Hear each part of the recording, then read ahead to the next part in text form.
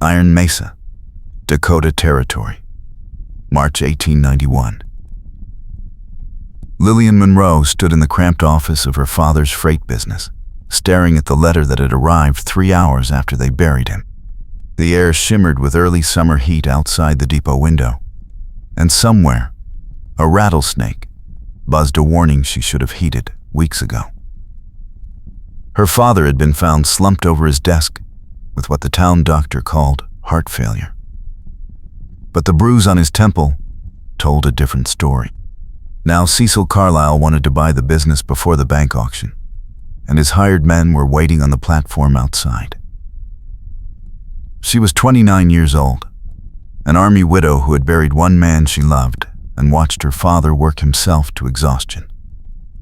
She would not surrender what he built. The door opened without a knock. The foreman from the Ashford Ranch stepped inside, hat in hand, sandy brown hair catching the light through the window. Paul Ashford had steady gray eyes and sun-weathered skin that made him look older than his 32 years. He carried himself like a man who measured every word before speaking. Miss Monroe, I heard about your father. I came to pay respects and see if you need help with the business. She studied him carefully. Everyone in Iron Mesa knew Paul Ashford kept his word, but trust was a luxury she could not afford.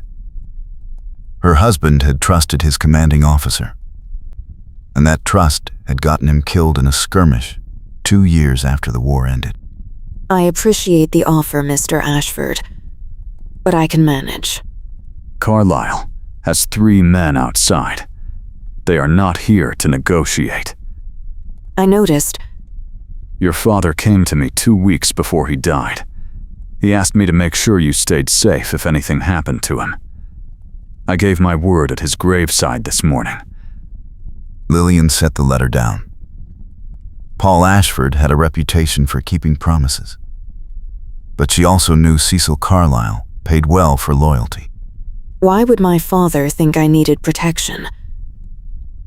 Because he found something. He would not tell me what, but he said if Carlyle discovered it first, someone innocent would hang. The words hit like a punch. Lillian walked to the desk and pulled open the bottom drawer where her father kept his personal items. Beneath a stack of receipts lay a tarnished army medal on a frayed ribbon. She recognized it immediately. It had belonged to Lieutenant Marcus Webb, the officer who led her husband into that final ambush. Webb had disappeared after the inquiry, and most assumed he deserted.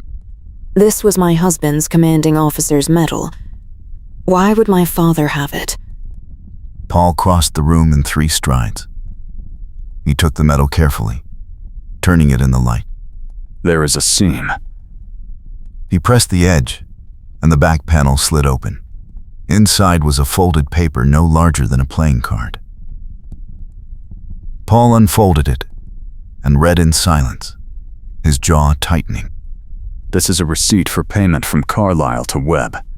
50 head of cattle and $200 in gold, dated 3 weeks before your husband died. Webb sold information about troop movements to Carlyle, who was running guns to the insurgents. Your husband and his men walked into a trap because Webb traded their lives for money. Carlyle was behind it. Yes. And if this gets out, Webb looks guilty, but he is already gone. Carlyle can claim he was tricked, pay a fine, and walk free. But if someone else is blamed, someone still in town, Carlyle stays clean, and that person hangs. Who would he frame? Me. I handled his cattle shipments that year. He has forged documents that will put me at the meeting with Webb. Your father must have found those documents and this medal together. Lillian felt rage and grief twist together in her chest. Her husband had died because of Carlyle's greed, and now Carlyle wanted to hang an innocent man to cover his tracks. We take this to the sheriff. The sheriff takes his orders from Carlyle. Half the town does. Your father knew that. It is why he hid the metal instead of going to the law. Then what do we do? We get out of Iron Mesa tonight and take this to the territorial marshal in Bismarck. 3 days ride, if we push hard. A boot scraped on the platform outside. Paul moved to the window and looked out. Carlyle just arrived. He brought 6 men. Lillian grabbed the metal and slipped it into the pocket of her dress. Her mind raced through options. The freight business had a back door that opened onto the rail yard, but Carlyle would have men covering it. There is a storage shed behind the depot.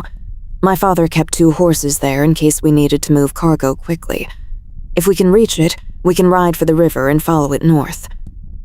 Carlyle will send riders after us. Then we better move fast. They slipped out the back door while Carlyle and his men entered through the front. Lillian heard his voice, smooth and commanding, asking where she was. She did not wait to hear more. Paul led the way across the rail yard, keeping low behind stacks of lumber and crates. The shed was 50 yards away, shimmering in the heat. A man stepped around the corner ahead of them. He carried a rifle and wore the look of someone paid to ask no questions. Paul did not hesitate. He closed the distance in seconds and struck the man across the jaw with a closed fist.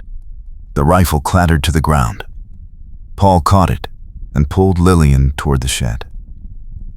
Inside, 2 horses stood saddled as her father had promised. Paul helped her mount, then swung onto the second horse. They rode hard for the edge of town. Shouts erupted behind them. A gunshot cracked the air, and splinters exploded from a fence post beside Lillian's head. Paul fired twice over his shoulder without slowing. They reached the open ground beyond the depot and turned north toward the river. The river ran shallow this time of year, cutting through red rock and scrub. They followed it for an hour before Paul signaled to stop. He dismounted and checked their back trail. No dust yet. They are saddling up, but we have a lead. Lillian slid from her horse, legs shaking. She had not ridden this hard since before her husband deployed. Paul handed her a canteen. Drink. We have a long night ahead. You could have left me and taken the metal yourself. Why did you stay? I made a promise. Promises do not stop bullets. No, but they are all a man has when everything else is gone. Your father saved my life once. He did not have to, but he did. I told him I would keep you safe, and I will. Lillian looked at him in the fading light. Paul Ashford was not a man who wasted words or made gestures for effect. He simply did what he said, no matter the cost. Carlyle will kill you if he catches us. He will try. They mounted again and rode through the twilight. The land stretched empty and vast around them, broken only by the ribbon of water to their left. Stars began to appear, cold and distant. Lillian kept the metal pressed against her side, feeling its weight with every stride. Her husband had died because of the information it contained, and now it was the only thing standing between Paul Ashford and a noose. They rode until full dark, then stopped to rest the horses. Paul built no fire. He rationed water and checked the rifle. Lillian sat on a flat rock and tried to steady her breathing. How long have you worked for Carlyle? I do not work for Carlyle. I work for the Ashford Ranch. My uncle owns it. Carlyle has been trying to buy him out for 2 years, but my uncle will not sell. Carlyle has been squeezing the small ranchers, cutting off their water, running their cattle off, buying their land at auction when they cannot pay taxes. Your father was hauling evidence to the territorial marshal when he died. Ledgers, receipts, witness statements. Carlyle found out and had him killed. You knew this whole time? I suspected. Your father would not tell me details because he did not want me involved. He said if anything happened to him, I should get you out and protect the evidence. I did not know what the evidence was until today. Lillian felt the weight of it settle over her. Her father had died protecting her and Paul both, keeping them ignorant so they could not be blamed. We cannot let Carlyle win. We will not. 3 days to Bismarck. The marshal there is honest. He will act on this. A sound carried on the night air. Hoofbeats, distant but growing closer. Paul stood and motioned for silence. They mounted quickly and moved deeper into the rocks along the river. The hoofbeats grew louder. 4 riders appeared on the ridge above them, silhouetted against the stars. Paul urged his horse into the water, and Lillian followed. The current tugged at the horse's legs, but they made it across. On the far bank, Paul dismounted and pulled brush across their tracks. The riders passed without stopping. Paul waited another hour before moving again. They rode through the night, stopping only to water the horses. By dawn, they had put 20 miles between themselves and Iron Mesa. Paul found a hollow in the rocks where they could rest unseen.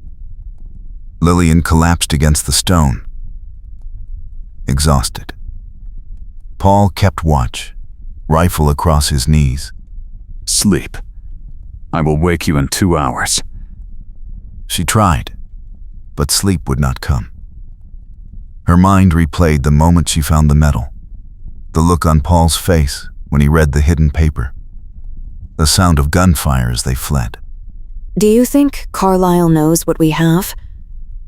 He knows we have something, or we would not have run. He will guess the rest. Then, he will do everything he can to stop us from reaching Bismarck. Yes.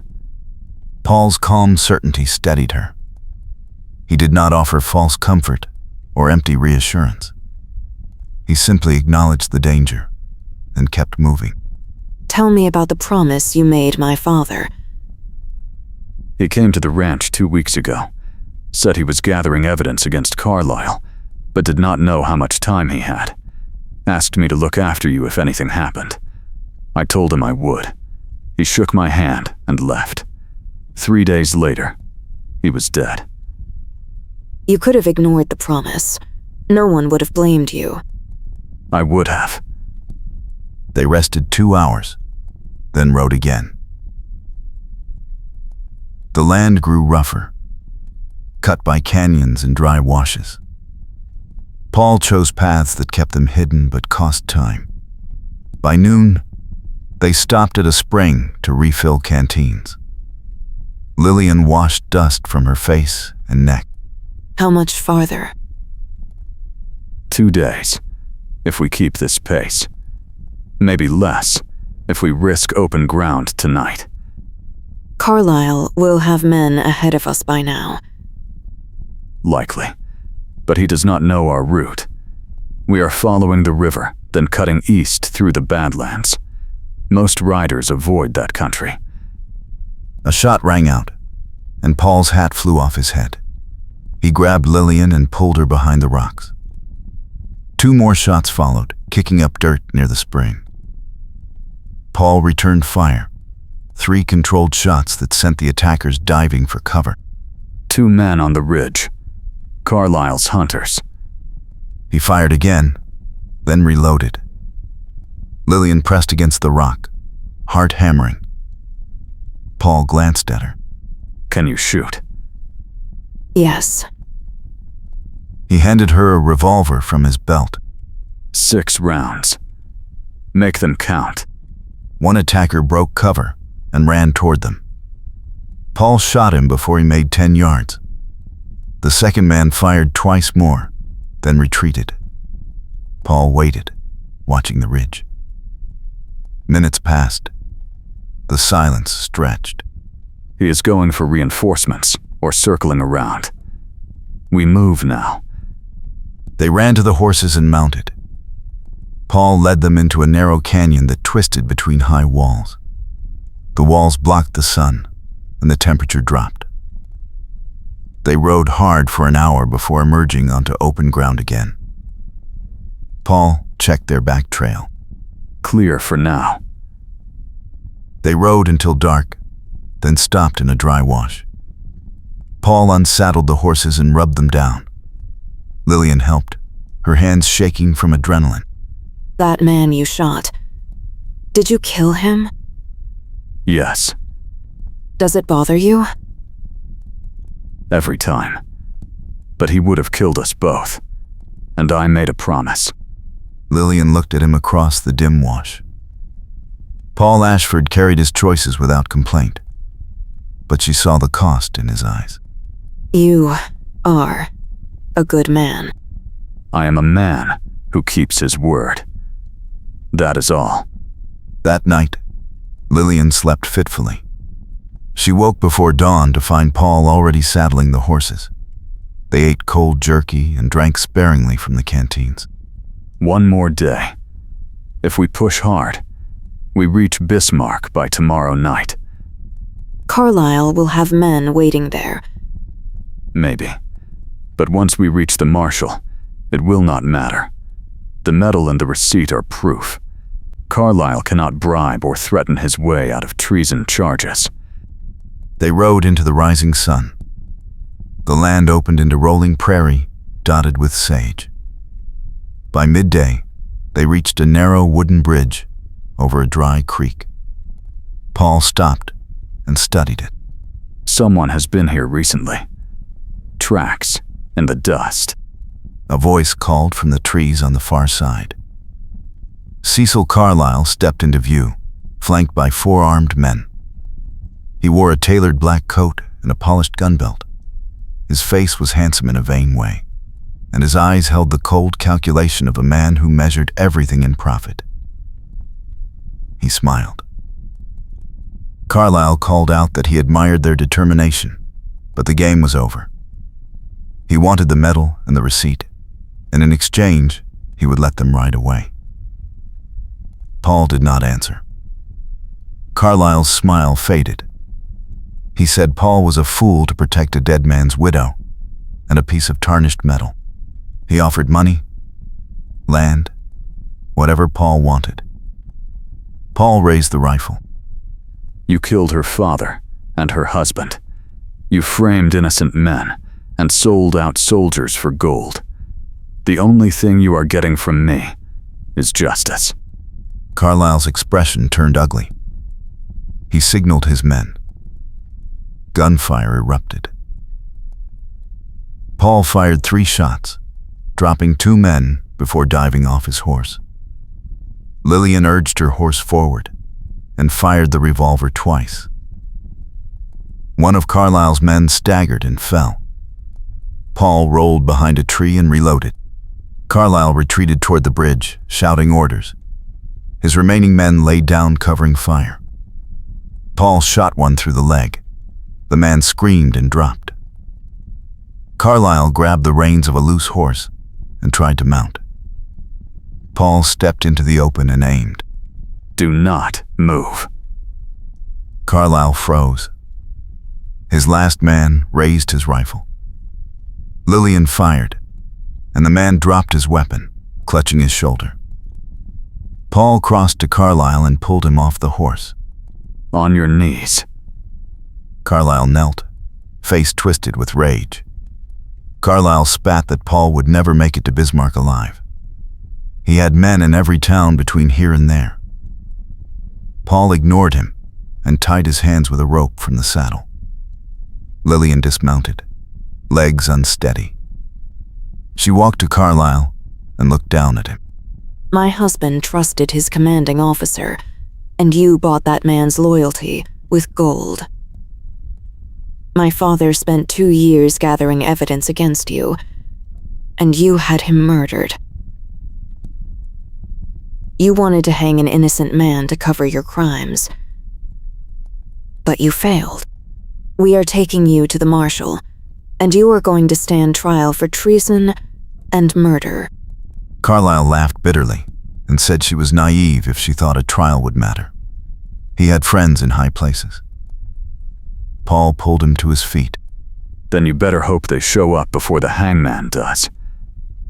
They bound the wounded men and left them with water and a warning to stay put. Paul put Carlyle on one of the captured horses and tied his hands to the saddle horn. They rode east, pushing the pace. By evening, the outline of Bismarck appeared on the horizon. They reached the town as the sun touched the western hills.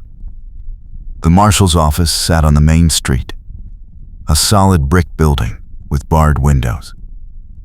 Paul dismounted and helped Lillian down. She pulled the medal from her pocket and held it tight. They walked Carlyle inside. The marshal looked up from his desk, a gray-haired man with a weathered face and sharp eyes. Paul set the rifle on the desk. Marshal, we have evidence of treason and murder. This man is Cecil Carlyle. He paid an army officer to sell troop movements during the insurgency, resulting in the deaths of Union soldiers. He has been using hired men to intimidate and kill small ranchers in Iron Mesa. This medal contains a receipt proving payment. Lillian Monroe is the widow of one of the soldiers killed. Her father gathered the evidence and was murdered for it. The marshal took the medal and examined it carefully. He read the hidden paper, then looked at Carlyle. The marshal said he knew about Carlyle's operation, but had lacked proof until now. He called for his deputy and had Carlyle locked in a cell. He thanked Paul and Lillian and promised a full investigation. He said they were safe now. Lillian walked out of the office and stood on the boardwalk. The town moved around her, people going about their lives unaware of what had just happened. Paul stepped beside her. It is done. Carlyle will stand trial. Your father's work was not for nothing. Thank you for keeping your promise. I gave my word. Lillian turned to face him. The evening light softened the hard lines of his face, and for the first time since her father's death, she felt the knot in her chest loosen. You risked everything for a promise to a dead man. Most people would have walked away. Most people are not me. No, they are not. She stepped closer. Paul looked at her, steady and unreadable. What will you do now? Go back to the ranch. Help my uncle hold on to his land. Keep working. Alone? If that is what it takes. Lillian reached up and touched his face. His skin was warm and rough beneath her fingers. I do not want you to be alone. What are you saying? I am saying, I want you to stay. Not just for a promise, but because I want you to. Because you are the most honorable man I have ever met, and I do not want to lose that. Paul covered her hand with his. I am not much. I work hard and keep my word, but I have no land and no money. Your father's business will be yours now. You could rebuild it, make something bigger. You do not need me. I do not need you for your land or your money.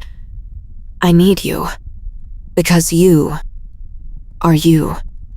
Because you made a promise and kept it even when it would have been easier to walk away. Because you stood beside me when no one else would. Paul pulled her close, and she felt the steady beat of his heart beneath her cheek. Then I will stay. Not because of a promise, but because I want to.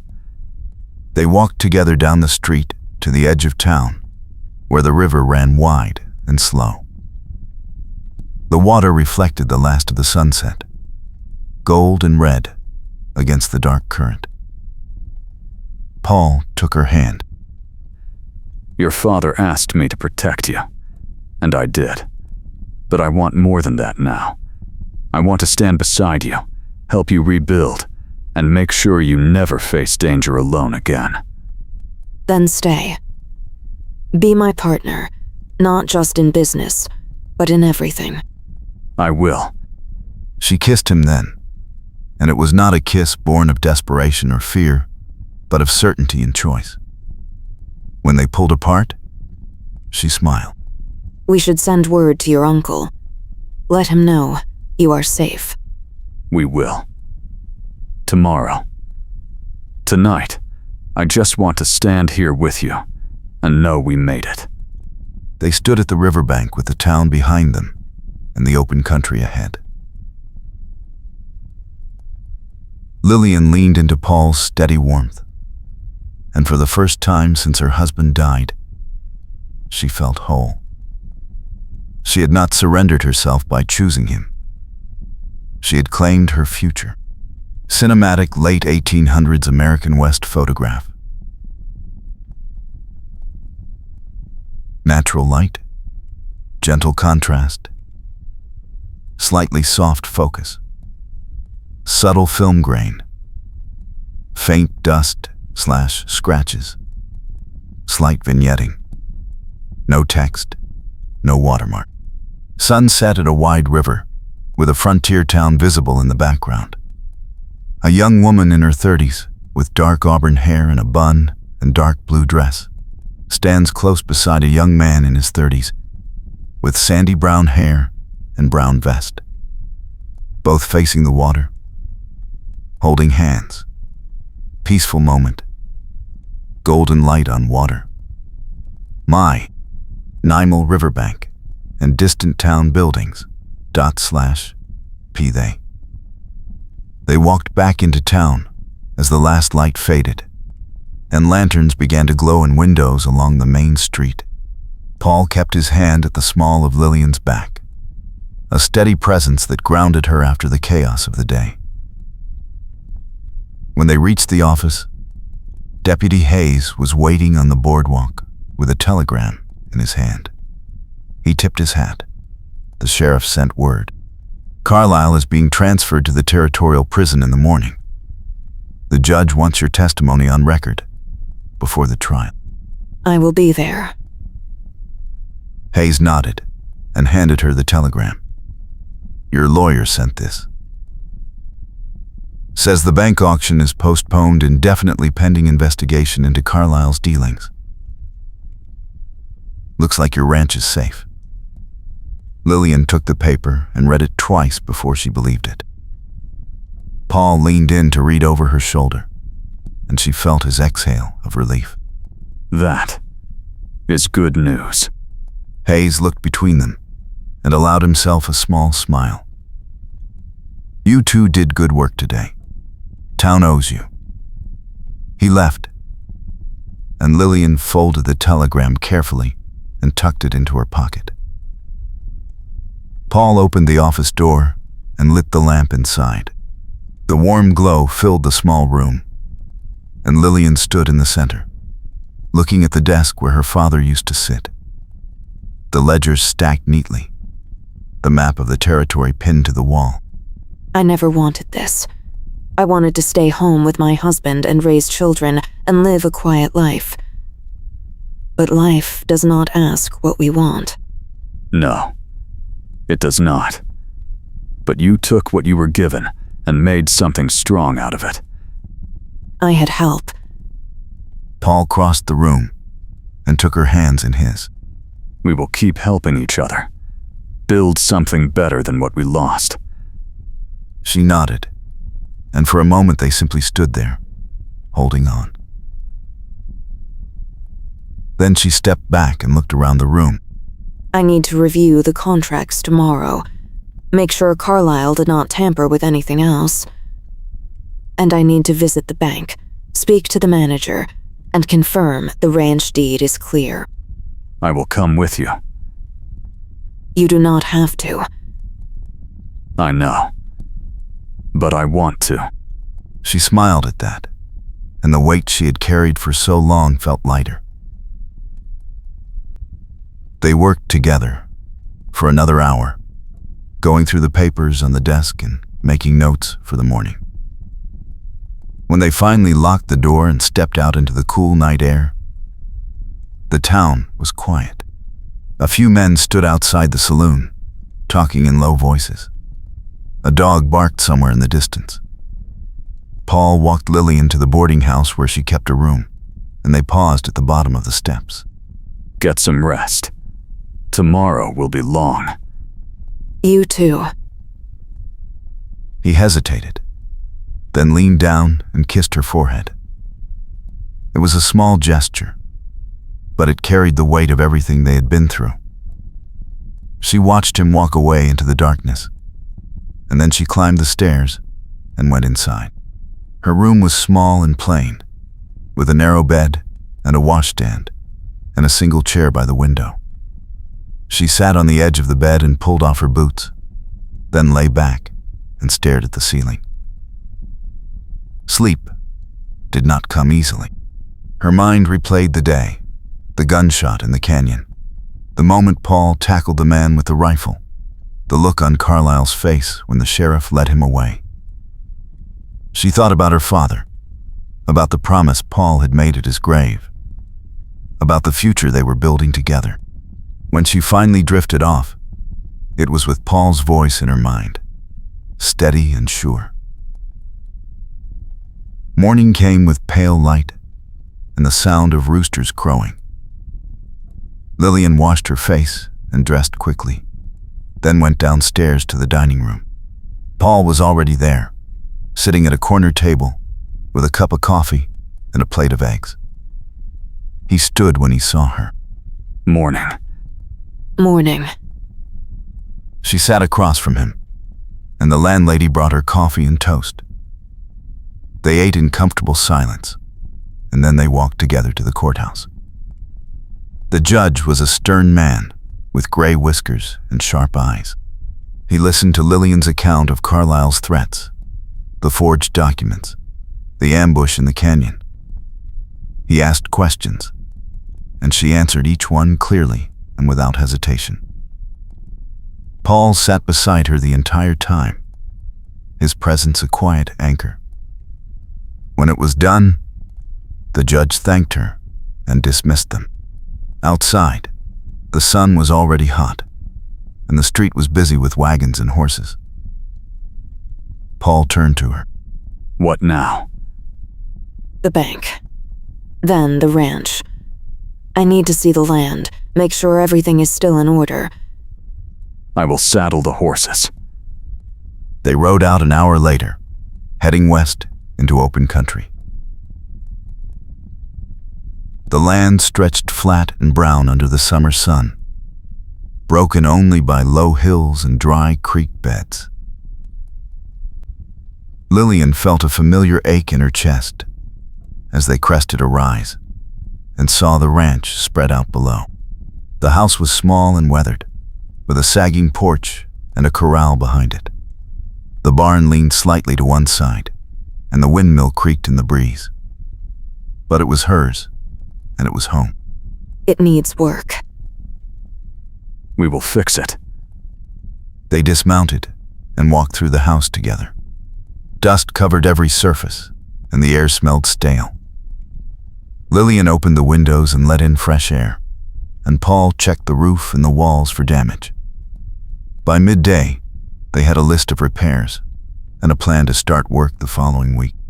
They sat on the porch steps and shared a canteen of water, looking out at the land. My father always said this place would be worth something someday. He poured everything into it. I cannot let it fall apart. You will not. We will make it work. She turned to him, and the certainty in his eyes made her believe it. They spent the rest of the afternoon walking the property, checking fences and water sources. By the time they rode back into town, the sun was low and the air had cooled. Paul left her at the boarding house with a promise to return in the morning, and she went upstairs feeling lighter than she had in months. The next few days passed in a steady rhythm of work and planning. Lillian met with her lawyer and confirmed that the ranch deed was clear. She reviewed every contract and ledger, making sure Carlisle had not tampered with anything else. Paul hired a crew to start repairs on the ranch house, and together they hauled lumber and nails and tools out to the property. The work was hard, but it felt good. Each nail driven, each board replaced, was a step towards something solid and lasting. In the evenings, they sat on the porch and watched the sun set over the hills. They talked about the future, about expanding the herd, about building a life together. And slowly, the fear and doubt that had shadowed Lillian began to fade, replaced by something stronger. One evening, as they sat together in the fading light, Paul reached into his pocket and pulled out the Army medal.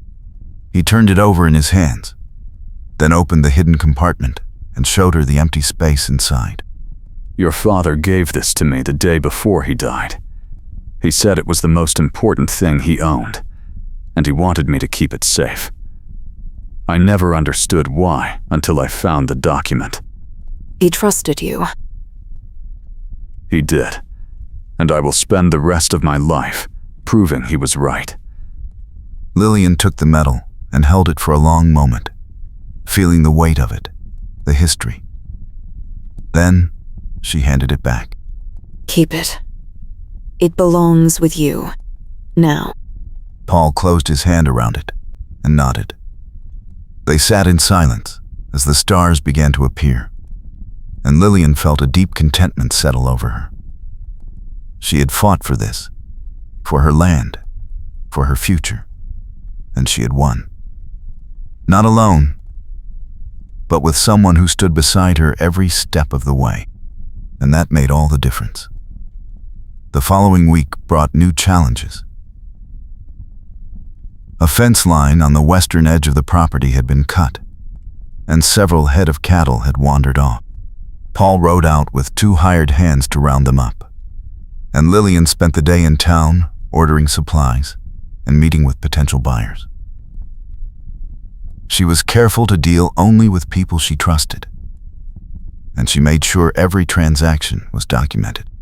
By the end of the day, she had secured contracts for 2 shipments of beef and negotiated a fair price for lumber. She felt a fierce pride in what she had accomplished, and when Paul returned that evening with the missing cattle, she met him at the gate with a smile.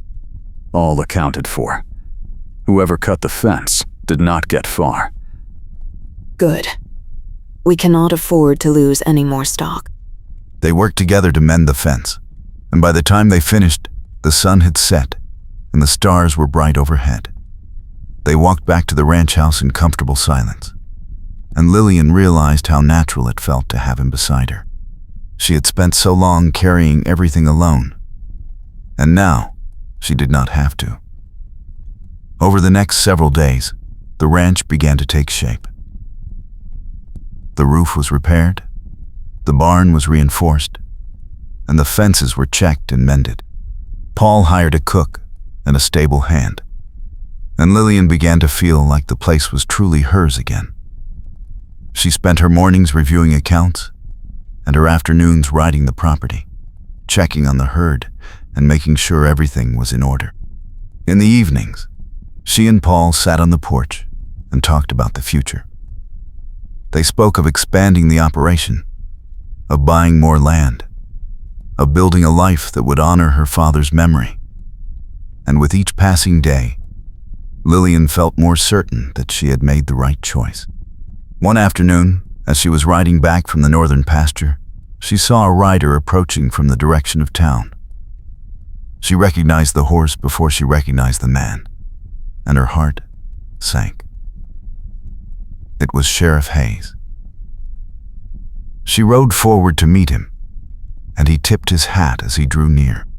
The sheriff looked tired, and his expression was serious. "Ma'am, I thought you should know.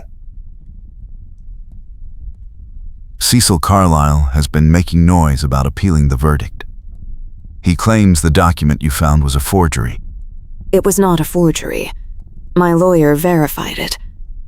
"I know that, and the judge knows that. But Carlyle has money and connections, and he is not going to let this go quietly. You should be careful." I will be. Thank you for the warning. The sheriff nodded and rode off, and Lillian turned her horse toward the ranch house. She found Paul in the barn, checking the tack, and she told him what the sheriff had said. Paul's jaw tightened, but he did not look surprised. Carlyle is not done. He will keep pushing until he finds a way to hurt you. Then, we will be ready. They spent the rest of the afternoon making sure the ranch was secure. They checked the locks on the barn and the house, and they made sure the hired hands knew to keep an eye out for trouble. That night, Lillian lay awake, listening to the wind and the distant howl of a coyote. She was not afraid, but she was alert. She knew Carlyle would not give up easily, and she knew she had to be ready for whatever came next. The next morning, Paul rode into town to check on supplies, and Lillian stayed at the ranch to oversee the work. The crew was making good progress on the barn, and she spent the morning directing repairs and checking inventory. By midday, she was hot and dusty and ready for a break. She walked to the well and drew a bucket of water, splashing her face and neck. As she straightened, she saw a rider approaching from the east. She did not recognize the horse or the man, and she felt a prickle of unease. She dried her hands on her skirt and walked to meet him. The rider was young, maybe 20, with a nervous look and a dusty hat. He pulled up a few yards away and dismounted. "Ma'am, I have a message for you." From Cecil Carlyle. I do not want anything from him. The young man shifted his weight and looked uncomfortable. "He said to tell you he is willing to buy you out. Fair price, no trouble. He said, you should think about it." Tell him no. "Ma'am, he said if you refuse, things might get difficult. He has friends in the territory, and he can make life hard for you." I said no. Now get off my property. The young man mounted his horse and rode off without another word. Lillian stood in the yard, fists clenched, watching him disappear into the heat shimmer. She knew this was just the beginning. Carlyle was testing her, trying to see if she would break. But she would not. She had fought too hard to give up now. When Paul returned that afternoon, she told him about the rider and the message. Paul's expression darkened, and he paced the porch like a caged animal. He is trying to intimidate you. He wants you to sell so he can buy the land cheap and control the water rights. I will not sell.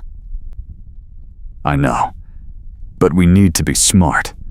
Carlyle has hired guns, and he is not afraid to use them. They spent the evening planning. Paul sent word to a few ranchers he trusted, men who had no love for Carlyle, and who would stand with them if it came to a fight. Lillian wrote to her lawyer and made sure all her documents were filed and secure.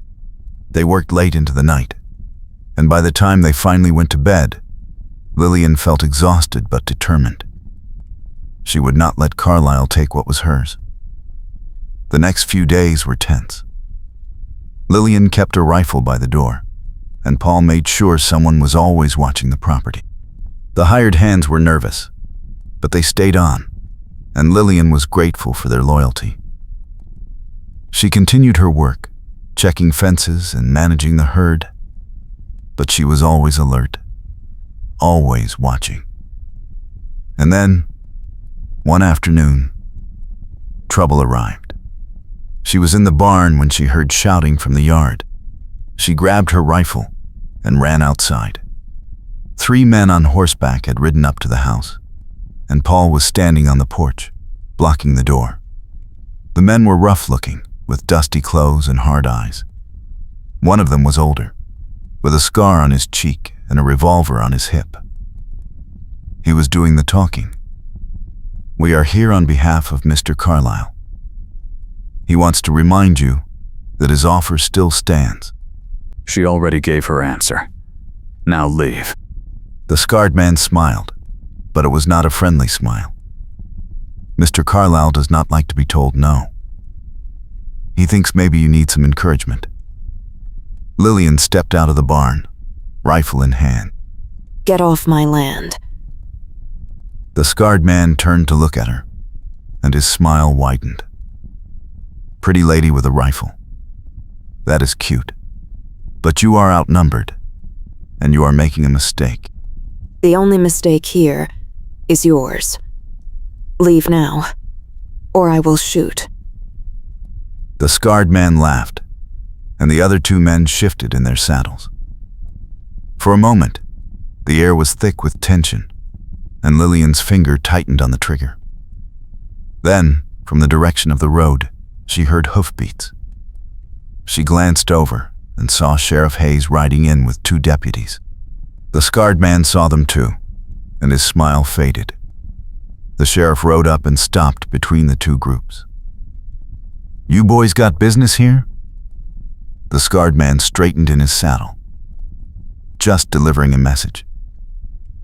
The sheriff looked at Lillian and Paul, then back at the scarred man. Message delivered. "Now move along."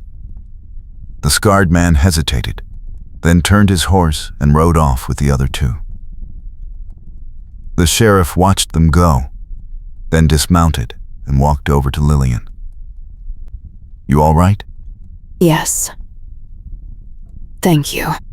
The sheriff nodded. "Carlyle is getting desperate. You need to be careful."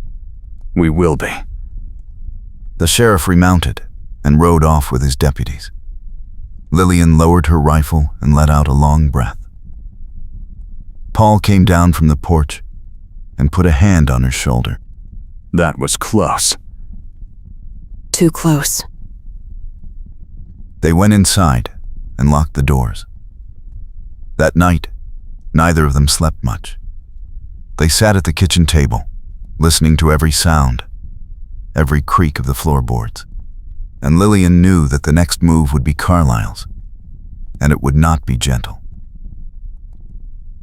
The next morning, Paul rode into town, while Lillian stayed at the ranch with the hired hands. She kept her rifle close and her eyes on the road. When Paul returned in the afternoon, he had news. Carlyle has been seen meeting with a lawyer from Cheyenne. Word is he is trying to find a legal angle to take your land. He will not find one. The deed is clear, and I have paid every tax and fee. I know. But desperate men do desperate things. Lillian nodded, her jaw tight. She knew Paul was right. Carlyle would not stop until he got what he wanted, or until someone stopped him. And she was determined it would be the latter. Over the next few days, she and Paul kept watch, prepared for anything. They hired 2 more hands to help with the work and to keep an eye on the property at night. The tension was constant, a weight on her shoulders that never lifted. Then, one evening, as the sun was setting, a rider came galloping up the road. It was one of the ranch hands, a young man named Tom.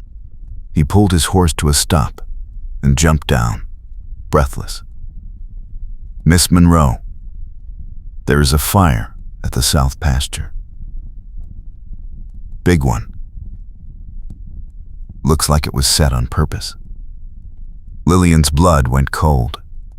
She and Paul ran to the barn, saddled their horses, and rode hard toward the south pasture. As they crested the hill, she saw the flames, bright and angry against the darkening sky. The fire was spreading fast, driven by the wind and it was heading straight for the main herd. We need to get the cattle out of there. I will round them up from the east. You take the west. They split up, riding hard through the smoke and heat.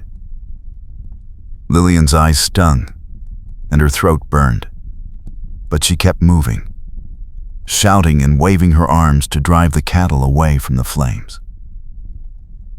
Paul was doing the same on the other side, and together they managed to push the herd to safety. By the time the fire burned itself out, it was full dark, and they were both covered in soot and sweat.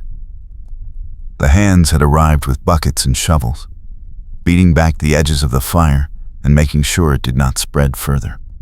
Lillian stood at the edge of the scorched earth, breathing hard, her heart pounding. This was Carlisle. I know. He is trying to ruin me. He will not succeed. Lillian turned to him, her eyes blazing. We need to end this. Now. How? We go to the sheriff. We show him the evidence, and we make sure Carlisle faces justice. The sheriff already knows, but knowing and proving are different things. Then, we find more proof. We find someone who will testify. Paul nodded slowly. There is a man who works for Carlisle. Name is Harker. He used to be a deputy before he got fired for taking bribes. He might talk, if we give him a reason. Then, we find him. They rode back to the ranch and cleaned up, then headed into town. It was late, but the saloon was still open, and they found Harker inside, sitting alone at a corner table with a bottle of whiskey. He was a thin man, with a hollow face and bloodshot eyes. Paul walked over and sat down across from him. Lillian stood nearby, watching. Harker, we need to talk. Harker looked up, his eyes suspicious. I got nothing to say to you. Carlisle set fire to the Monroe Ranch tonight. You know anything about that? Harker took a long drink and wiped his mouth. I do not know nothing. You are lying. Harker glanced at her, then back at Paul. Even if I did know something, why would I tell you? Because Carlisle is going down, and you can go down with him, or you can save yourself. Your choice. Harker stared at them for a long moment, then let out a bitter laugh. You think the law will protect me? Carlisle has friends. Important friends. Not anymore. The bank is investigating him, and the sheriff has evidence. If you testify, you get immunity. If you stay silent, you go to prison with him. Harker's face twisted, and he looked down at his drink. He promised me money. Said if I helped him squeeze out the small ranchers, he would cut me in. But he never paid. Just kept making promises. Then tell the sheriff. Give him names, dates, everything. Harker was quiet for a long time. Then he nodded. All right, I will talk. But you better make sure I am protected. Paul stood and motioned for Lillian to follow. They left the saloon and went straight to the sheriff's office. Sheriff Hayes was still there, working late. They told him everything, and he sent a deputy to bring Harker in. By midnight, Harker had signed a statement detailing Carlisle's schemes, the bribes, the threats, the arson. It was enough to issue a warrant. The next morning, Sheriff Hayes rode out with his deputies to arrest Carlisle. Lillian and Paul went with them, staying back but close enough to see. They found Carlisle at his ranch, a sprawling place with a big house and well-kept barns. He was standing on the porch when they rode up, dressed in a fine suit, looking calm and confident. But when he saw the sheriff, his expression changed. Sheriff Hayes dismounted and walked up to the porch. "Cecil Carlyle, you are under arrest for arson, conspiracy, bribery, and intimidation." Carlyle's face darkened. "On whose word?" The sheriff held up the warrant. "On the word of Harker, and the evidence collected by the bank in this office. You are done." Carlyle's hand moved toward his coat, but one of the deputies already had his rifle up. "Do not even think about it." Carlyle froze, then slowly raised his hands. His face twisted with rage, and he looked past the sheriff to where Lillian and Paul sat on their horses. "This is your doing, you stupid woman. You had a chance to sell and walk away rich. Now you have nothing." I have my land, my future, and my freedom. You have a cell waiting. Carlyle spat on the ground, but the deputies moved in and cuffed him. They hauled him down from the porch and onto a horse, and the sheriff led the procession back to town. Lillian and Paul followed at a distance, and when they reached Iron Mesa, a crowd had gathered. Word had spread fast. People lined the street, watching as Carlyle was marched into the jail. Some of them looked shocked, others relieved. The cattle baron, who had terrorized the small ranchers for years, was finally facing justice. Lillian and Paul dismounted outside the sheriff's office. Sheriff Hayes came over and tipped his hat. "You two did good work. This town owes you." We just want to go home and rebuild. The sheriff nodded. "You earned it."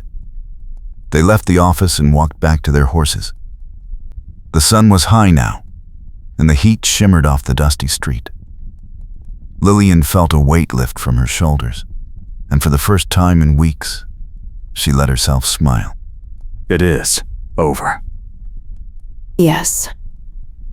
It is over. They rode out of town together, side by side, and headed back to the ranch. The fire had damaged the barn, but the house was still standing, and the land was still theirs. They spent the rest of the day cleaning up, hauling away charred wood, and making plans for repairs. By evening, they were exhausted but content. They sat on the porch steps and watched the sun set, and Lillian leaned her head on Paul's shoulder. Thank you. For everything. You do not need to thank me. Yes, I do. You kept your promise. You stood by me when everyone else walked away. I would do it again. She turned to look at him, and the tenderness in his eyes made her heart ache. I know. And that is why I love you. Paul stared at her, and for a moment, he seemed unable to speak. Then, he reached out and took her hand. I love you too. I have for a long time. I just did not think I had the right to say it. Why not? Because of the promise I made. I was supposed to protect you, not complicate your life. You did not complicate it. You saved it. She squeezed his hand, and he pulled her closer. I want to stay, not just as your foreman, but as your partner. In everything. Then stay. Be my partner. Help me build this place into something we can both be proud of. I will. They sat together as the stars began to appear, and Lillian felt a deep peace settle over her. The fight was over. Carlyle was in jail. The ranch was safe. And she had found something she never expected to find again. Someone who saw her not as a widow or a burden, but as an equal. The next morning, they rode into town to meet with the bank. The manager reviewed the documents and confirmed that all of Carlyle's claims were invalid. The ranch deed was clear, and the mortgage was paid in full. Lillian signed the final paperwork, and the manager handed her a copy. You are now the sole owner, free and clear. Congratulations. Thank you. They left the bank and walked down the street. People nodded to them as they passed, and a few even stopped to shake their hands. Word of Carlisle's arrest had spread, and the town was buzzing with relief. The small ranchers who had been squeezed and threatened were already talking about rebuilding. There was hope in the air, and Lillian felt it like a warm breeze. They stopped at the general store to pick up supplies, and the clerk gave them a discount. On the house, you two did us all a favor. We appreciate that. They loaded the supplies onto their horses and rode back to the ranch. The work ahead was hard, but it felt good. They spent the next few days repairing the barn, replacing burnt boards, and reinforcing the structure. Paul hired a few local men to help, and together they made quick progress. By the end of the week, the barn was standing again, stronger than before. On the 7th day, they took a break. They rode out to the far edge of the property, where a creek ran clear and cold. They tied up the horses and sat on the bank, dipping their feet in the water. The sun was warm, and the air smelled of grass and sage. Lillian closed her eyes and breathed it in. I never thought I would feel this way again. What way? Happy. Hopeful. Like the future is something I want to see. You deserve to feel that way. So do you. He turned to her, and she saw the warmth in his eyes, the quiet strength that had never wavered. I spent so long keeping that promise, I forgot I could want something for myself. But I do. I want this. I want you. I want to wake up every morning and work this land together. I want to build a life that means something. Then let us do it. Together. She leaned in and kissed him, and it was soft and certain, a promise of its own. When they pulled apart, Paul smiled. Your father would be proud of you. He would be proud of both of us. They sat together by the creek as the sun climbed higher, and Lillian felt the last of her fear and doubt slip away. The fight was over. The land was hers. And the man beside her was not just her partner in work, but in everything that mattered. She had not surrendered herself by choosing him. She had claimed her future, her freedom, and her happiness. And for the first time since her husband died, she felt whole. They rode back to the ranch in the golden afternoon light, side by side, ready to face whatever came next. Together.